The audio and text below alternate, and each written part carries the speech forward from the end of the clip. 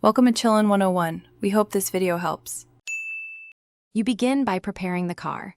With the engine idling and handbrake off, press the clutch pedal fully and slot the lever into first gear.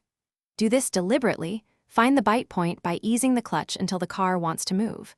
Once you feel it, increase throttle slightly and release the clutch progressively to avoid stalling.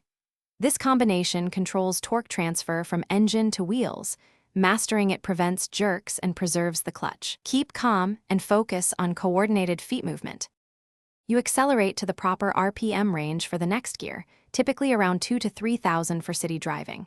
Then lift off the throttle, press the clutch fully, and move the gear lever into second or third in a single, fluid motion. Don't rush.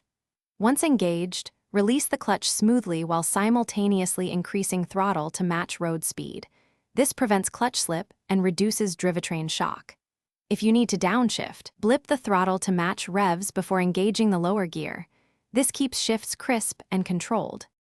You complete the sequence by progressing through higher gears as speed increases, using brake inputs to decelerate when necessary. When coming to a stop, press the clutch before the engine nears stall, select neutral or first, and apply the handbrake on slopes.